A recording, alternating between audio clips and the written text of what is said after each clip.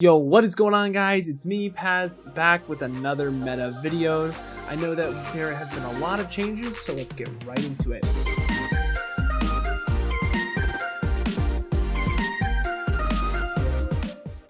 Alright, so pretty much there's a lot that's been going on recently in terms of the patch notes, which we'll get right into it. You might notice that I am in a new environment. This is because I am back at college. I'm in my dorm room.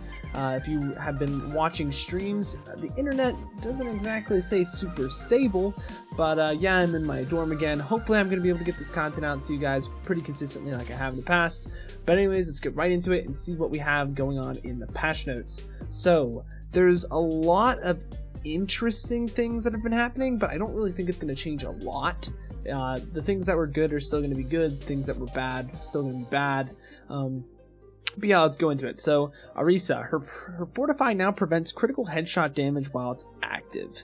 I don't really like this change. I feel like this is kind of in response to the new Reaper. I think this is a buff. I'm not exactly sure because I haven't played a whole lot of experimental and I haven't seen a lot of Reaper being played, especially with the Winston changes as well. So Reaper, they said that Reaper shotguns have a high damage potential but require close range or large targets to fully utilize. Now they're experimenting with smoothing this out by extending the range, at which he can consistently deal damage while lowering the maximum damage of each shot. So he just has more range, less damage, or just more precision is what it seems to me that they're actually getting at here. So I don't really think that changes a whole lot. But yeah, these are the big changes. Winston's base armor health has been redistributed from 100 to 400 to 150 to 350.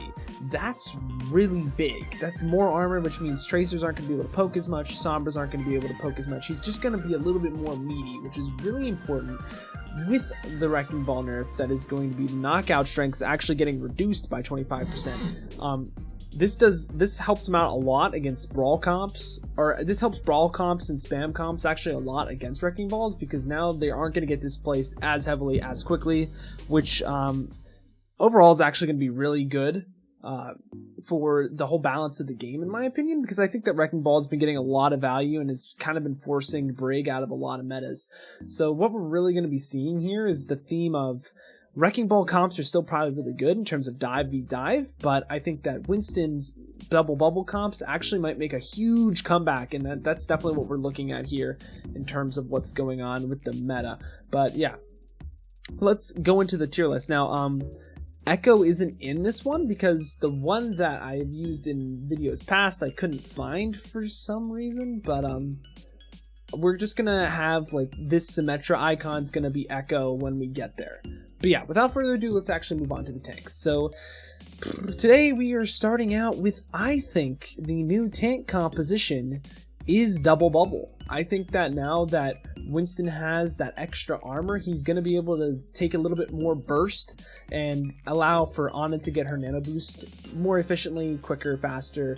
Not necessarily quicker and faster, but Winston's going to be able to stay alive easier against all this weird spam bullcrap that the ball comps kind of take out. So I think that Winston and Zarya, while they were A tier in our last videos, I think now they kind of take their throne, and Blizzard's trying to kind of push this meta back into where we were before. That being said, though, I do think that Ball is really strong, and I do also think that D.Va is really good. I still think that these Ball D.Va comps, in terms of speed, are going to be really, really good still. A lot of teams are probably still going to run these comps. I just don't think they're going to be as strong as the double bubble comp when played correctly. I think if you have a good Ana and that you can sustain and look for that value with the anti-nade, I think that double bubble is going to make a return. Now that being said, though, the comp that's still getting slept on is definitely Fire and Ice. I think that now with the Arisa buff, maybe Fire and Ice actually is a little bit better against some dive poke spam comps. Excuse me, but the only character that I really see being a B tier as a niche pick is probably Arisa here. I don't see anyone else really shining. But yeah, we're gonna move on to the other tanks. I don't really think any of the other tanks are super great. Oh, there's no Sigma in this list, is there? I don't see a Sigma. I don't see Sig, so we're gonna move Hog here. I think Hog's good against dive, but I just don't think he's very strong. I think that double bubble kind of kind of counteracts his value, considering there's a lot of just bubble play and the anti-nades and sleeps that are going to come out. And even Zenyatta and Brig are still going to be able to shut down Hog pretty easily in terms of team play, which is what this list is all about. But yeah, then I'm going to put Reinhardt. I actually might put C tier with Hog. I think Brawl works on some maps, but on others it's kind of iffy. I'm actually going to put him above Hog just because I think that he gets more value. And then last but not least, we do have Sigma. We're going to put Sigma as... We're going to put him as, like, weird-looking Rein. Nah, that's too confusing. We're going to say weird-looking Orisa. I think that Sigma is not very strong because he just gets run on. His whole weakness is dive and fast poke damage, and that is what's good. So I don't think that Sigma's going to be really finding a whole lot of value when we see this patch rolling through. But now that the tanks are done, let's move on to the DPS. Alright, so Bastion, I hate to break it to you guys, Bastion still ain't the play. He just is very slow, and Dive is just going to surround him extremely easily. Now, if you run a whole off-meta team like Avoided, sure, things can work, but I don't think you're Bastion main, I don't think you're Aquamarine, I don't think you are Mini-Me, I don't think you guys are any of those people, because they are all insanely cracked, and more cracked than most people at those characters in Tier 2. But moving on from that, let's move on to the next character. Actually, I'm going to leave Ashe for a little bit later. Doomfist. Still a really interesting character to look at. I just don't think he's very good. I think that there's other options that are just better right now, especially since Ana. I just think that Zen Brig still just kind of counters Doom if you really want to pull it out. I think that there's faster DPS that just overall just do a lot more. That being said, I need to stop using that transition, but another character that I think is D tier. Junkrat. Junkrat, I don't think it really needs to be said. It just doesn't do very well into spam. Very niche characters. It'll work if you're good with them, but I just don't see it happening. Symmetra is still very good for TP plays. She's always going to have a place at the top of C tier, at least, because of the value that brings in a team environment. Other characters to note. I'm going to put Mei and Torb actually right next to Orisa in the Fire and Ice comp. I still think Fire and Ice is really strong, especially against these double bubble comps, and the fact that Orisa has that Fortify ability with that takes away headshot damage. I don't think it's going to be huge, but it'll definitely make somewhat of a noticeable difference in very, like, of a breaking point of a lot of different fights.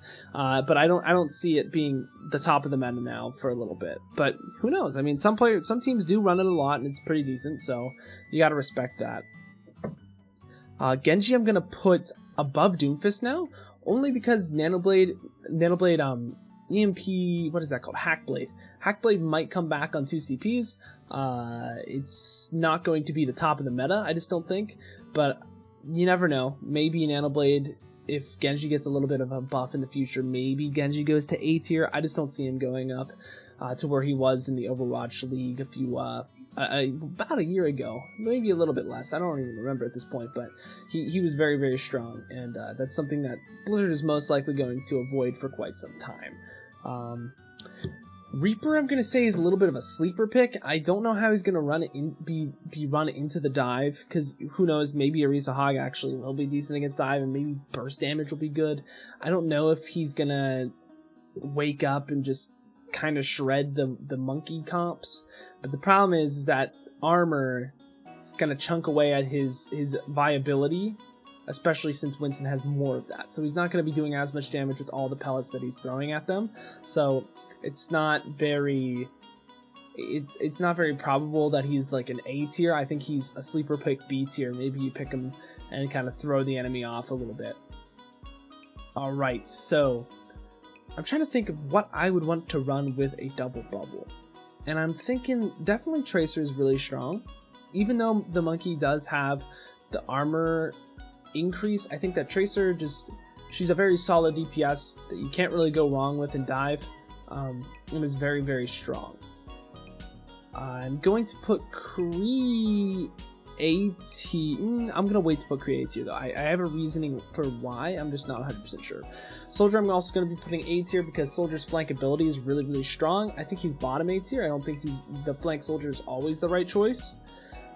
excuse me, but I still think it's really, really strong in terms of what the comp has to offer. So that's definitely the thought process I'm going with on there. It'll work on maps like Busan Sanctuary, or maybe Oasis, not Gar, City Center. Maybe works on City Center and Sanctuary, just because there's a lot of angles for Soldier to take. But I don't see him really being run consistently, which is why he's not top A tier, top S tier. Pharah I'm gonna put above Reaper, just because I think that she's still kind of a sleeper pick. If you want a Pharah one trick, if you want to be a Pharah one trick team, go ahead, be a Pharah one trick team. It's the dive metas kind of lend itself better to that, but it's gonna be nowhere near where it was about a year ago actually in tier 3. I don't think it's actually gonna be back to that former glory before Echo was in the game, which is definitely something that's been changing the meta quite a bit. I'm not sure if I want to put Sombra S tier, but I think Sombra's still really strong. You're still going to be seeing 6-man comps, so Sombra I think is top of A tier. I don't know if she's exactly S tier, because Double Bubble doesn't really lend itself to Sombra, I don't think. I don't really know what I would want to run with a Double Bubble. I think I'd want to run more of a slow style with like a Kree, or maybe you still do want that Sombra Tracer, but I just don't feel like there's enough damage. Definitely something I'm still going to be looking into in terms of what I'd want to run with my Double Bubble. I mean, there's definitely a lot of options on the table here, so I mean that's very good for a meta like this. Ashe I'm going to put... gonna wait for her as well. Hanzo I'm gonna put higher up on C tier. Hanzo I just don't think is very good against dive. I mean, that's pretty obvious, but I don't think he's a totally useless character. I think he's better than Doom. Genji I think just is a little bit better because he'll actually get run specifically on specific maps. I think Hanzo's a little bit of a niche pick that certain teams will run because they have a good Hanzo player, and maybe that's what you do. It's like an avoided in a lower rank, but I just don't think anyone or any team's really going to be forcing forcing double sniper on any of these maps with a Widow, so I seriously doubt that. Yeah, but with what I was saying earlier, I think that Kree might actually be a sleeper pick that's actually really good with Double Bubble, in terms of it can poke out echoes really well. It's very map specific. I'm not quite sure if Kree is going to be the best. I think that Kree will find value, especially since Double Bubble is a lot slower of a dive comp as compared to the Ball Diva. But again, we're going to have to see. This is just a forecast. I haven't done a whole lot of scrims on experimental, so it's definitely something that we'll have to look at. So now we are left with Widow, Ashe, and then I'm going to have to put Echo, which I'm just going to put as this. Echo, actually, though, I'm going to put Echo at top of S tier, because I think that Echo is just very, very, very strong. But is Mercy? No, but Mercy isn't that good. So maybe, actually, what I might do is put Echo A tier. I think that Echo is still really strong with Zen break comps, but I don't know if she's going to be very good into Double Bubble, which kind of throws me off a little bit as to what the second DPS is. Is it Kree? Or is it really whatever you want to run? I think it's going to be whatever you want to run with the Tracer. It's kind of what we're looking at with this Double Bubble as of right now. Because what I'm seeing here is like Widow, I think she's like sleeper pick potential. As in, I don't want to put her in B tier just because this is kind of where I'm putting Fire and Ice. But I think she's kind of a sleeper pick if you want to just pick her up for downtown and like poke damage. I think that's pretty decent. But then Ashe is kind of in the same boat as Widow, where she, like, if you just maybe you pull out like Echo Ashe with a Mercy Zen for a map. But I don't know how probable that is. I still think it's strong though, to the point where like if you do one trick that comp, you can go far in open division. So I'm not going to say that is a complete sleeper pick because it's still pretty decent. Yeah, but at that point I'm going to say let's move on to supports. So I've been hyping it up a lot. I think that Ana into Double Bubble is extremely strong, and if Double Bubble is going to be coming back and he's going to be back on top, Ana needs to be played because the whole composition revolves around sustaining damage. So I think that Ana, with her nades and stuff, she's going to be really important. I don't think she's quite broken. I think she's very balanced, and that the comp just suits her very well. Or is it that she suits the comp very well is kind of what I'm seeing here. Because I don't really see any characters that are completely busted after this patch, but then again, we always say that, and then something happens after the fact. So we're going to have to look into that. That being said, though, I still think that Brig is going to be the top of the top supports because she does very well with the Zen that you're going to be seeing in the Ball Diva comps if they still persist, which they probably will. But Brig just has more versatility because she works well with all of the comps that are being played right now, and definitely is going to be seeing a lot of playtime just because she can do so much. Zenyatta, on the other hand, I think is still really strong. It's just that the characters that work with him very well are getting nerfed, and I don't think they're going to be as good as this double bubble composition. We have four more supports actually. Geez, my phone just started going off. I'll have to look into that. But then we are going to put Mercy in B tier because I think that Mercy is still really good with Echo. I just don't think it's going to be the best of the best comp ever played, because I think that double bubble does a really good job of sustaining against that Echo. Lucio, I'm going to put with B tier as well because I think that Brawl is very like the Fire and Ice is still pretty good. Actually, how do I want to put this then? Because I do need to have a support in every tier. We'll look into this, but I think that maybe Lucio does very well with 6-man dives. Maybe that becomes meta again, because it could shift to a 6-man dive meta as well. There's a lot that could go on. We just know that dive is definitely going to be pretty strong, and he also works well with Fire and Ice. So we're just going to put him B tier for now. We're Moira. It's so hard to say because all of the supports right now work so well into dive. Almost to the point where I'm going to put Moira and Lucio here. But I have to have something in every tier, don't I? You know, I don't necessarily need to. So actually, guys, what I'm going to do, and BAP is the last one, so we'll use BAP as, what's a non-confusing thing that we could use for BAP? We'll say just weird Ana look thing. I don't know. So here's the thing. I think BAP's the lowest of the low. He's really hitting the short end of the stick. I still think that Fire and Ice with BAP, very good. Lucio is definitely going to be kind of on the same boat. I mean, the Moira, Lucio, and Mercy are kind of on the same boat here, though, in the sense that they're working, like Moira and Lucio work well if 6-man dive is being played. I don't see it really being played though a lot.